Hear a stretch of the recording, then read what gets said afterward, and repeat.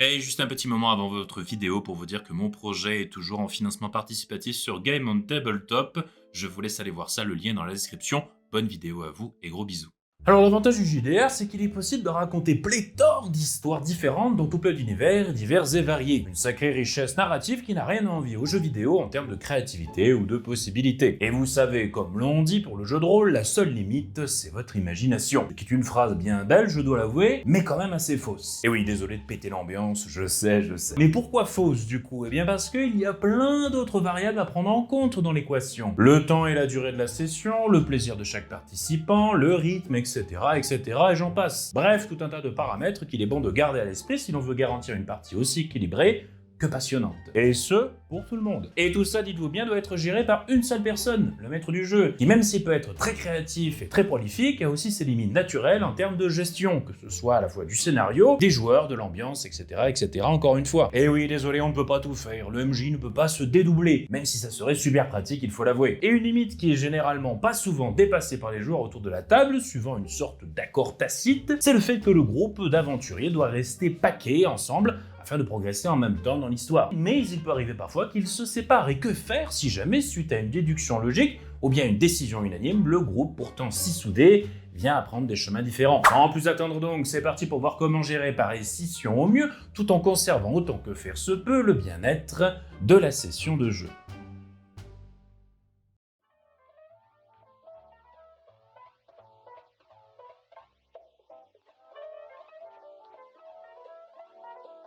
Alors avant de rentrer dans le vif du sujet, prenons juste un peu de temps pour énoncer clairement les problématiques que cela soulève pour la partie quand les PJ ne sont pas ensemble au même endroit. Bon, en vérité, il ne faut pas aller chercher bien loin puisque cela tient principalement au fait que le MJ est tout seul pour raconter l'histoire et dérouler ainsi la narration à chacun des pas des personnages des joueurs. Ce qui se révèle bien pratique quand le groupe ne forme qu'une seule entité. En effet, si par exemple il rentre dans une salle, eh bien le MJ n'aura qu'à décrire qu'une seule fois cette dernière. Et à contrario, si le groupe se sépare, il faudra que ce même MJ fasse X fois plus de travail de description, de narration, X étant le nombre de groupes que les PJ ont subitement décidé de former. Blague à part, ça m'est déjà arrivé qu'un groupe de 5 joueurs décide de faire 3 groupes. Je les maudis encore aujourd'hui, ces enfoirés. Je vous embrasse, bande de filous, ils se reconnaîtront. Et donc pareil, multiplication de travail de narration induit obligatoirement une fragmentation du rythme de la partie. On résout les actions d'un groupe avant de passer à l'autre, etc. Parce qu'encore une fois, oui, le MJ ne peut pas se dédoubler, tout simplement. Et donc pareil, fragmentation peut très vite, si l'on n'y prête pas attention, devenir lassant pour les joueurs qui vont devoir attendre leur tour pour faire agir leur personnage, et ce, même hors des phases de combat. Et avouez que c'est un petit peu bête, quand on joue à un jeu qui se veut social et coopératif, de se retrouver comme ça à devoir jouer de manière différenciée. Mais pour ce qui est du rythme de la partie, comment faire pour éviter que ce dernier ne se retrouve mis à mal par le fait que des joueurs décident de faire plusieurs groupes? Et bien pour ce faire, l'on va dissocier deux cas de figure en termes de durée de séparation.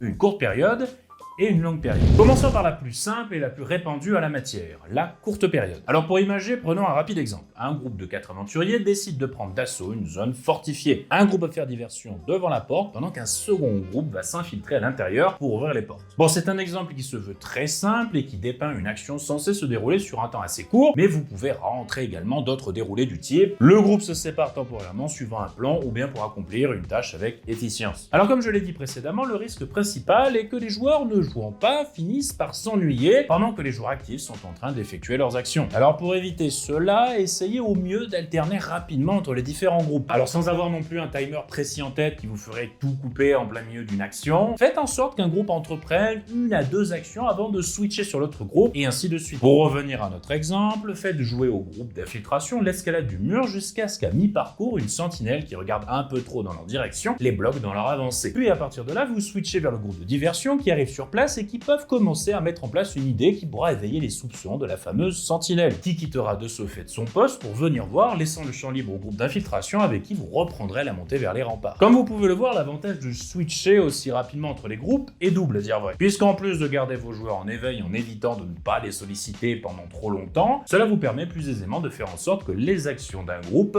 influent sur le déroulé narratif de l'autre, et vice-versa. Ce qui se révélera d'autant plus immersif pour vos joueurs d'ailleurs, qui resteront de ce fait beaucoup plus attentifs car ils seront à l'affût de la moindre opportunité offerte par l'autre groupe. Et qui plus est, cela rendra l'action globale plus vivante que de simplement faire deux mini-aventures parallèles qui n'interagissent jamais entre elles. En plus, c'est bien évidemment de donner un vrai sentiment de coopération entre les PJ, même s'ils sont distants les uns des autres. Par la suite, n'hésitez pas à vous arranger pour que les deux groupes puissent se rejoindre d'une manière ou d'une autre. Alors sans forcément forcer la chose, mais vous pouvez leur proposer des opportunités qui peuvent saisir au vol et qui les amèneront à retrouver leur comparse par la suite. Dans notre exemple, si le premier groupe a bien réussi sa diversion, ils pourront pourquoi pas passer par une poterne que le groupe d'infiltration leur aura déverrouillée depuis l'intérieur, et que vous aurez gentiment glissé à ce dernier. Car oui, encore une fois, la séparation du groupe de base se doit d'être temporaire et dans un but précis. Nul besoin de la prolonger indéfiniment sous prétexte d'une logique qui se voudrait réaliste, dure comme fer. Alors je ne vous dis pas non plus de faire des Deus Ex Machina pour que le groupe puisse se rejoindre, mais soyez quand même un petit peu souple pour permettre à votre groupe de se réunir si vous ne voulez pas me jeter deux groupes au lieu d'un toute la soirée. Bon alors maintenant que l'on a vu les séparations sur une courte période, voyons voir maintenant sur une longue période, voire même de manière définitive. Alors là c'est complètement différent, je dirais même plus que l'expérience de jeu doit tout simplement évoluer suivant pareil changement. Parce que oui, si un groupe d'aventuriers se sépare sur une plage de temps très longue, à moins de faire deux groupes de JDR séparés, ce qui est tout de même un peu ballot car vous êtes là pour jouer ensemble, me jeter de manière classique pareil cas risque de se révéler très compliqué. Il va donc falloir partir dans ce que j'appelle l'histoire en 3D. Alors c'est un concept qui n'est pas de mon fait, mais de mon ami Greg, que je ne présente plus, qui a orchestré entièrement une campagne de JDR Darkglow Fantasy fait maison intitulé Cabal, justement autour du fait que nos personnages de base finissent par se séparer pour vivre des aventures très éloignées, que ce soit en termes de thématique ou bien encore géographique. Pour vous donner une idée, on a tous démarré avec des personnages enfants dans un petit village médiéval du nom de Clairo. Les premières séances ont été rythmées par quelques aventures dans le dit village jusqu'à ce que les hasards du destin poussent nos personnages à s'éloigner les uns des autres. L'un quittant le village avec sa famille pour finalement se retrouver au bout du monde à étudier la magie et les arcanes, l'une se retrouvant capturée par des bandits dont elle deviendra le chef par la suite, la transformant en une petite armée de mercenaires avec lesquels elle ira explorer les dangereuses et mystérieuses terres du Nord. Et l'autre fuyant un énorme loup qui a attaqué le village pour ensuite devenir un enfant sauvage pouvant parler aux animaux et prenant connaissance de ce fait petit à petit des changements profonds qui bousculent les lois de la nature en ces temps étrangement troublés. Trois histoires donc au cours desquelles on a tous eu le plaisir en tant que joueur de découvrir l'univers sous trois angles divers, mais surtout de rentrer dans l'intrigue globale par trois portes différentes et éloignées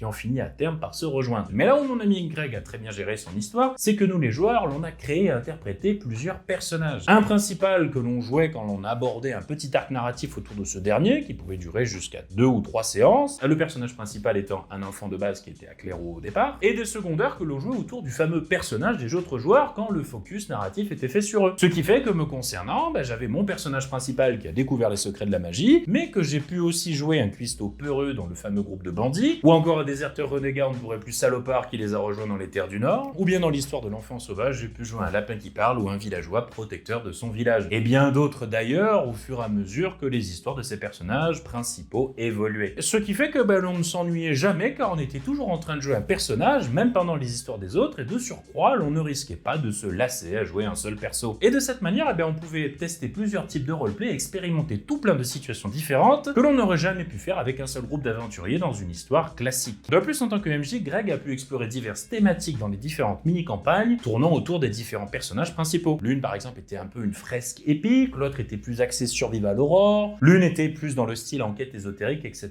etc. Une variation de style et de thématique qui aurait peut-être été vachement plus difficile à mettre en place si c'était avec un groupe, encore une fois, classique. Et très franchement, je dois l'avouer, j'ai vécu cette campagne comme une série. Et j'ai franchement adoré, tellement qu'elle reste parmi les meilleures campagnes de JDR que j'ai pu vivre dans ma vie de rôliste. Message pour Greg. Gros bisous, bro. Et je ne saurais que trop vous conseiller d'essayer de faire de même, ne serait-ce qu'une fois, car c'est une expérience de jeu de rôle qui mérite d'être testée à mon sens, tellement qu'elle peut s'avérer dépaysante et aussi rafraîchissante. Et comme vous pouvez le constater, Greg a justement construit toute sa campagne autour du fait que nos personnages vivent des aventures aux antipodes les uns des autres. Ça ne s'est pas révélé bloquant, même si ces derniers, in fine, se sont retrouvés à la toute fin pour une conclusion des plus épiques. Alors dans le cas précis où votre groupe d'aventuriers se sépare pour une durée prolongée, voire même définitive, vous pouvez faire comme a fait mon ami Greg et penser ou repenser entièrement votre campagne pour qu'elle soit adaptée à pareille séparation et que chaque groupe puisse ainsi découvrir un pan de l'intrigue globale, ainsi qu'une partie de votre univers, suivant différents arcs narratifs différenciés. Alors attention, je ne dis pas que ce concept d'histoire en 3D est facile à mettre en place, encore plus si ce n'était pas prévu à la base. Mais vous vous pouvez prendre un petit peu de temps pour remanier et repenser votre histoire de base, si jamais les joueurs sont tentés par cette idée. Mais si ce n'est pas le cas, sachez qu'il n'est pas proscrit de simplement dire à vos joueurs que cela ne vous arrange pas ou que vous n'êtes pas trop à l'aise avec l'idée de devoir me jeter plusieurs groupes différenciés sur une longue période. Après tout, au-delà du jeu, vous avez une vie et aussi vos propres limites en matière de capacité de meujetage, et c'est tout à fait normal. Et il est encore plus normal de simplement en parler à cœur ouvert avec vos joueurs afin de trouver une solution qui plaise à tout le monde. Mieux vaut faire cela, quitte à tordre un tout petit peu la logique roleplay, plutôt que de se retrouver dans une situation inconfortable que vous ne voulez pas vraiment meujeter. Ce qui malheureusement influera forcément négativement sur votre histoire, et donc de ce fait sur le plaisir de vos joueurs en fin de compte. Alors bien évidemment, qu'elle soit temporaire ou très étalée dans le temps, la séparation d'un groupe de personnages vous demandera toujours plus de travail en tant que MJ. Puisque comme je l'ai dit, vous devrez faire plus de descriptions, gérer plus d'actions et rythmer plus vos situations, tout en jonglant comme ça avec les déroulés narratifs de chacun des groupes, pour éviter que les joueurs ne s'ennuient. Et à dire vrai, il n'y a pas vraiment de recette miracle sur la fréquence à laquelle vous devrez alterner le focus sur un groupe ou bien sur un autre. Cela reste à votre bon jugement sur une situation donnée. Dis-vous juste qu'il ne faut pas laisser un ou des joueurs inactifs trop longtemps. Car s'ils ont fait le déplacement ou s'ils ont pris du temps pour venir participer à votre jeu, c'est pour jouer et pas pour se tourner les pouces en regardant les autres jouer. Bref, tout ça pour dire que le jeu de rôle peut se prétendre sans limite pour la beauté du phrasé, mais vous devez garder à l'esprit, vous les MJ, que les limites, c'est vous qui les posez en fonction de vos capacités et de votre zone de confort. Et vous les joueurs, n'oubliez pas que ce n'est pas grave si le MJ pose aussi un peu des limites. Parce que oui, il n'y a aucun mal à ça, car le but final c'est que tout le monde soit à l'aise, que ce soit les joueurs ou bien le MJ. Ça, les joueurs doivent bien le comprendre. Quoi qu'il en soit, que vous soyez joueur ou maître du jeu, n'oubliez jamais qu'une aventure de jeu de rôle, c'est, comme je le dis toujours, une histoire qui s'écrit à plusieurs mains. Alors autant s'arranger au mieux pour qu'elle soit aussi passionnante que possible pour tout le monde, autant pour les joueurs que pour le maître du jeu.